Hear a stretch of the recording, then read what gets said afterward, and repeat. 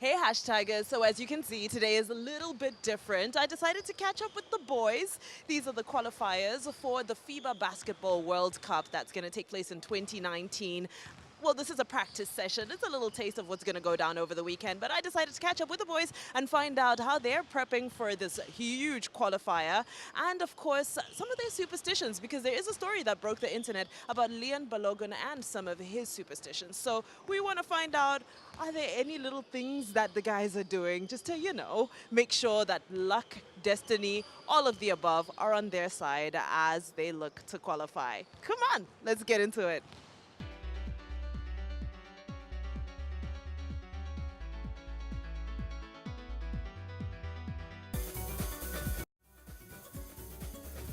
Okay, so I'm with Guy, who is the captain of Team Cote d'Ivoire. How are you doing, Guy? I'm pretty good. How are you? I'm very good. I can see you doing great. But you know what? For the first time, I'm almost the same height as a basketball player. I brought out my highest heels. There you go. There, I see that. All right. So you guys are in Nigeria, of course, for the qualifiers for the World Cup. How are you feeling? What's the mood like in camp? We're feeling great. We know that it's never easy for African organizations to get things right, but they try their best, and we're here to qualify for the World Cup. So we try to put every distraction on the side, and focus on the games and try to get the qualifiers. We had a good preparation, and now we saw the team of Nigeria. We know that all of them are here, so we are ready and motivated to beat them tomorrow. Now, you were telling me before the interview that you actually play in France. You're based in France. What are some of the differences between, playing in France and coming back home to play on African soil? Playing in France is like you're doing your job. That's your job. You're a professional player, so you're doing your job. But coming back home, play for your national team, it means a lot because you represent your family, you represent all the people around you, and you represent yourself.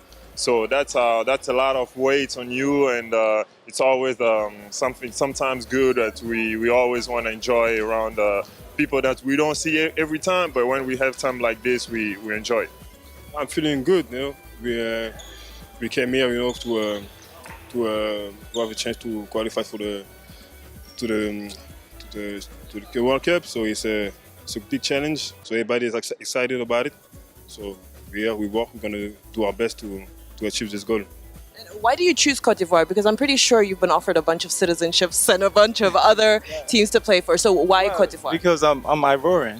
My parents from Ivory Coast. I was born in Ivory Coast, grew up in France, and then went to the States. So there's a French passport somewhere. Yeah, definitely. I'm French too. This is I have an Ivory Coast passport and a French passport.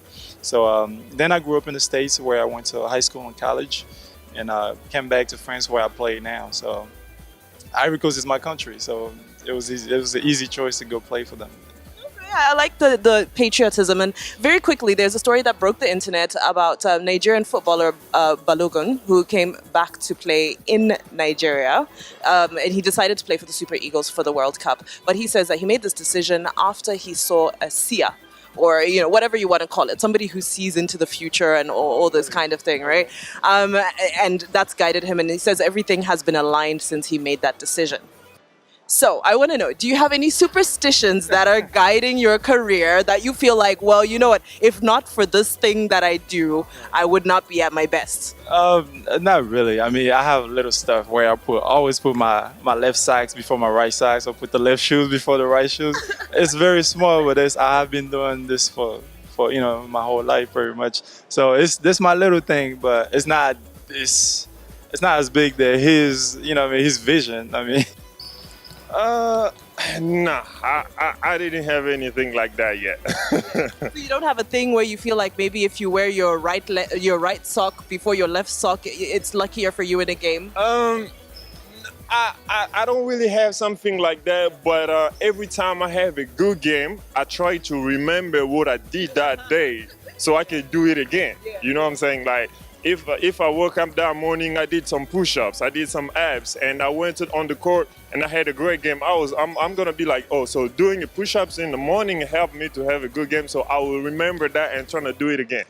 I love it. Thank you so much for your time. I know you've got to rest and get ready for the tournament, but this has been real. Thank you for your time. Thank you. I think I have just fallen in love with the wonderful game of basketball all over again, haven't you? Now, don't say I never do anything for you ladies at home. Until next time, bye bye.